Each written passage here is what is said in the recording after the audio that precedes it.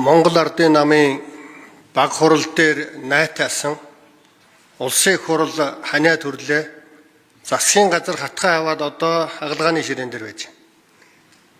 Өнөөдөр институт хоорондын зөрчилдөөнөөс болоод улс оронд засгийн газруу докторгүй болоод асуудал үүсвэл Монгол Ардын намын 300 тэр дарга нар асуудлаа хариуцна гэдгийг албан ёсоор хэлье. Энэ үндсэн хууль зөрчиж байгаа. Та нар үндсэн хуулийн үжил баримтлалыг 100% зөрчиж байна. Улсын их хурл бол төрийн дээд эрх мэдэл. Түүний дээр одоо Монгол Ардын намын баг хурал сандаалцсан. Баг хурал нь өөрөө баялагын хэдхэн гэр бүлүүдэд бас сандаалуулсан байгаа. Энэ тэнэглэлийг бид зогсоох ёстой. Монгол улсын ерөнхийлөгч үе үеийн засгийн газарт нударгаа үзүүлж гайхуулдаг. Дарангуйлагч болох тэр амбиц нь их байдаг. Энэ Монголын 30 жилийн түүх шүү дээ энэ бол. Өнөөдөр улсын их хурал дархлаагаа хамгаалах ямар ч чадваргүй, үннийг ярьж чадахгүй, явцуу эрхийг шууд онлоод ярьж чадахгүй. Бүгдөө АТГ дээр, шүүх дээр, прокурор дээр үлдэхтэй юм шиг л ингээд таг дугуй. Тойролоо. Монгол Ардын намын баг хурал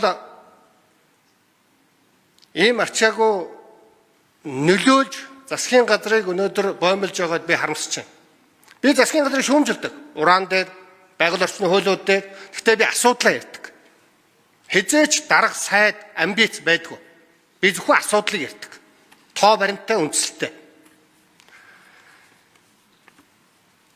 Хоёрдугаарт энэ засгийн газрын байгалийн баялагийг ард түмэнд хүртээлтэй болгоё гэдэг бол миний 20 гаруй жилийн хөдөлмөр мөрөөдөл. Үүнийг анх удаа хийж байгаа засгийн газар.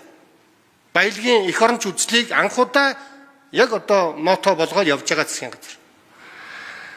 Монгол оронд 24-нд 11 их 80 төгрөгийн орлого уул уурхаагаас олсон. 36% нь төсвийн 36%.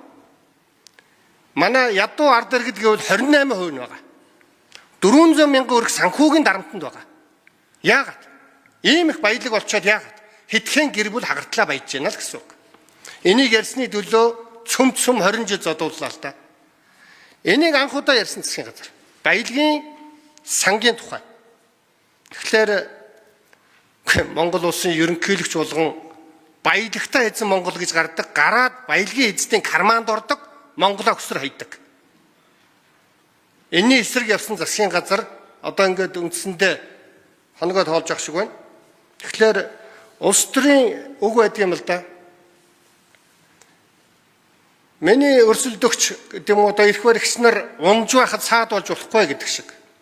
Би ийм арчаагүй харлагамнуудаар асуудлыг харах гээгүй. Бидний хамтын дайсан бол Монголын ядуурл ажилгүйд л. Энийг шийдэх ганцхан боломж нь байгалийн баялагаас ард түмэндээ хувь хүртэх. Одоо бол баялагын өмчилж авсан баялагын эзэд хагартлаа баярлж байгаа. Тэднийг баярлуулмааргүй байгаа юм да. Жасраагүйг одоо их олон жилийн өмнө 20 гаруй жилийн өмнө бөө юм болоо. Энээс 10 дахин илүү дарамтанд очруулж баахан одоо шог зураг мураг зурж зовоосон. Жасраагааныг алдартай үг хэлжсэн. За яах вэ? Та нар намайг ширээтэй минь зөөгөөд гаргуул гарга. Би ажиллаа хийнэ гэж. Тэгээд Монголын ард түмэн.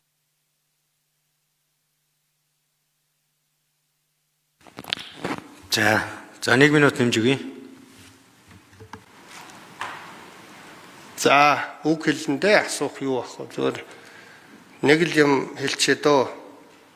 Институт хоорондын зөрчил дарангуйлагч бий болж байгаа гэдгийг бүгд мэдж байгаа мөртлөө ярьж чадахгүй. Аимхай байна биднээс. Үнэхээр аимхай. Баялагтай орон гэдэг юу юм бэ гэвэл их мөнгө, их алт эрдэнсийн тухай ярьдаг нь шүү дээ. Баялагынхаа тухай ард түмний төлөөллийн байгууллага нь ард түмэндээ зориулж шийдвэр гаргах чадвартай байна уу, чадваргүй байна уу гэдгээс баялагтай орон шалтгаалдаг. Яг вэ Крис Рок гэдэг хүний үгийг л зээдээд хэрэгжилсэн шүү. Бас заавал тэгж хэлэх хэрэгтэй байна. Манайх бол баялагын хараал хүртсэн юм шиг ийм тэнэг байдлаас гарыг гэж бодож байна.